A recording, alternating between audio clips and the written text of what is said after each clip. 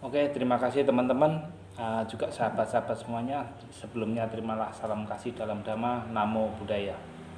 Tapi walaupun sering itu, kadang-kadang kita belum tahu juga dari mana itu asalnya mimpi. Sebelumnya gini guys, mimpi itu ya, atau pertanyaan begini, siapa saja yang bisa bermimpi? Ini pertanyaannya. Ini apa hanya manusia saja? Kita cek aja. Kita lihat kalau Anda mempunyai binatang, hewan piaraan ya, itu ada kucing, mungkin ada yang punya anjing ya. Itu ketika kucing atau anjing tidur, itu coba perhatikan kakinya atau apa ya. Kalau kucing ya biasanya itu telinganya itu gerak-gerik. Terus kemudian mungkin juga kakinya, ya, mungkin juga ekornya pada waktu tidur.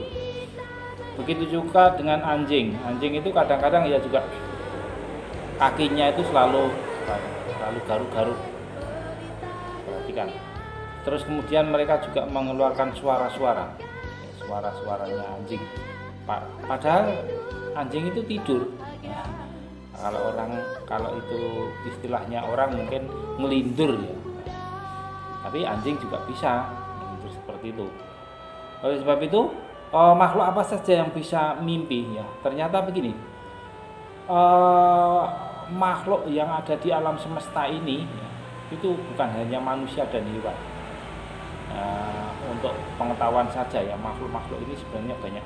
Kalau di dalam agama Buddha itu dikategorikan ada makhluk itu semuanya ada 31 ya, 31 kelompok atau 31 alam mempunyai nama makhluknya masing-masing ya. Contohnya alam yang paling rendah atau alam nomor 1 ya. Nomor 1 itu malah paling rendah ya.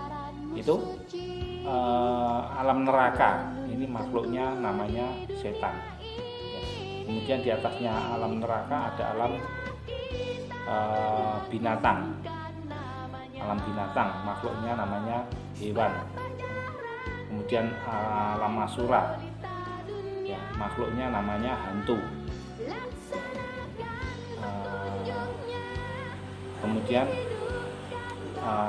makhluk alam peta, makhluknya namanya hantu. Kemudian alam asura, makhluknya namanya jin atau raksasa. Orang Jawa bilang buto, makhluk asura. Kemudian di atasnya itu ada alam manusia. Alam manusia itu makhluknya namanya orang. Nah, manusia seperti kita. Terus di atasnya lagi sampai 31 alam itu punya alamnya sendiri, punya sebutannya sendiri-sendiri. Di atasnya alam manusia ada alam dewa. Alam dewa itu ada 6 jumlahnya, itu masing-masing tingkat alam punya nama-namanya sendiri. Kemudian di atasnya dewa ada Brahma sampai 31. Nah sekarang pertanyaannya, siapa saja yang bisa bermimpi? Ternyata yang bisa bermimpi atau mempunyai memungkinkan bagi makhluk-makhluk yang bermimpi di antara 31 alam ini adalah 11. Dimulai dari alam yang pertama sampai alam ke-11, yaitu alam tadi 4 alam menderita tadi, kemudian ditambah 1 alam manusia, ditambah 6 alam dewa, jadi 5 tambah 6 11. Kenapa bisa dikatakan begitu? Karena begini, makhluk-makhluk yang bisa bermimpi itu adalah makhluk-makhluk yang masih mempunyai nafsu indria ya. Nafsu indria. Jadi kalau yang lain, apakah di alam di atasnya 11 itu apakah tidak punya nafsu indria? Mereka sudah tidak mempunyai nafsu indria. Kita ini sering bermimpi ya. Mungkin kita pernah bermimpi, kita sering, tapi tidak tahu mimpi itu sebabnya apa? Nah, ini saya akan mencoba mengulas tentang sebab-sebab mimpi. Ini Sang Buddha sudah menjelaskan pada kita bahwa mimpi itu ternyata sebabnya ada 4, teman-teman. Yang pertama itu karena kondisi tubuh kita yang tidak stabil, ataupun tidak stabil, tidak imbang, atau bisa dikatakan mungkin sakit atau lelah, kecapean, atau apalagi ya. Kalau pikiran juga gelisah, takut, itu bisa menyebabkan kita bermimpi. Contohnya gimana, Pak? Mungkin kita semua pernah mengalami sakit ya. Walaupun sakit hanya ringan, mungkin kita pernah. Kalian atau kita sudah rasakan sendirilah. Ketika kita sakit, kita pasti banyak bermimpi yang aneh-aneh. Di situ kadang-kadang bukan hanya mimpi, kadang malah setengah mimpi ya itu. Jadi kondisi tubuh kalau sudah tidak stabil ini atau tidak sehat lah, ada ini menyebabkan sakit, mimpi yang pertama. Ya, itu. Jadi mungkin teman-teman juga sudah merasakan ketika badan kita sakit, kita mimpinya macam-macam lah, tergantung orangnya. Kemudian yang kedua, teman-teman, ini adalah mimpi tentang semacam ingatan yang kuat. Sebab yang kedua ini adalah ingatan yang kuat. Ingatan yang kuat itu maksudnya bagaimana? Semacam begini. Saya ibaratkan misalnya kita mempunyai niat, tapi terlalu kuat ini niat misalnya pengen membangun rumah, misalnya ya, pengen membangun rumah atau pengen punya pesawat, pengen punya mobil atau yang lain lah, tapi keinginan kita itu kuat, tidak bisa goyahkan lagi. Akhirnya sampai tidur pun ke bawah, seakan-akan keinginan kita itu sudah terbawa di mimpi itu. Kadang-kadang mimpi kita, saya sudah bisa membeli pesawat, saya sudah bisa membuat rumah istana, padahal itu mimpi. Begitu melek, itu ternyata mimpi loh. Ini jadi penyebab yang kedua adalah ingatan kita yang kuat. Atau mungkin gini, kadang-kadang anak itu mempunyai mempunyai keinginan pada orang tuanya ya, sampai anak itu nangis, misalnya pengen dibelikan HP atau pengen dibelikan apalah yang kesenangannya anak itu sampai nangis, orang tuanya ya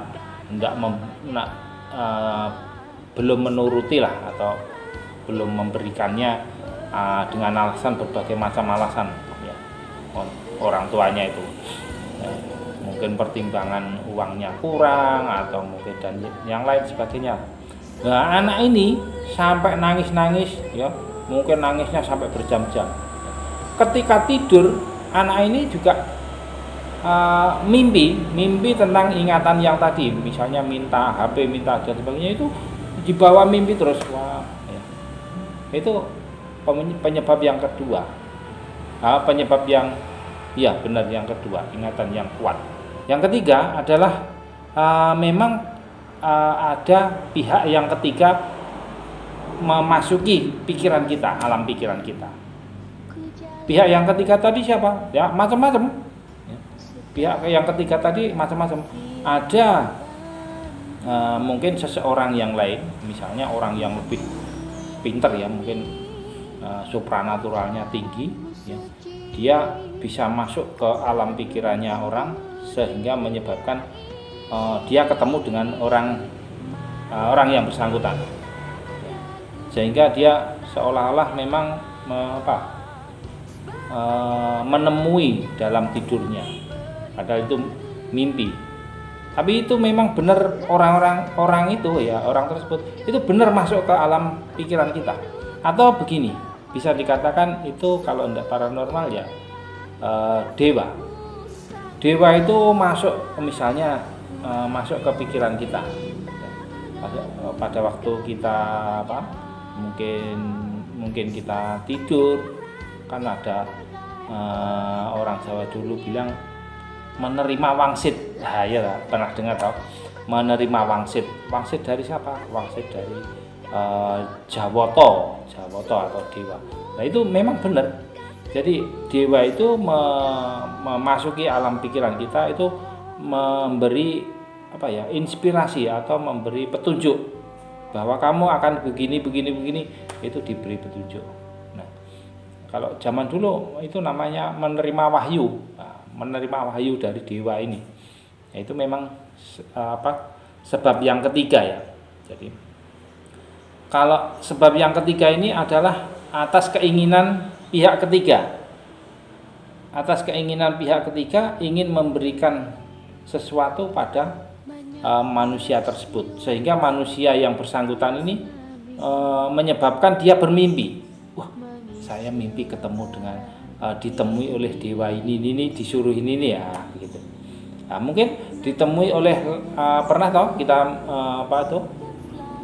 mungkin ditemui oleh neneknya, leluhurnya ya, mungkin yang sudah saudara-saudara kita yang sudah meninggal ya, itu entah neneknya, entah kakeknya, entah buyutnya, itu menemui kita dalam mimpi itu, dan dia berpesan begini misalnya, tergantung ya, itu adalah benar.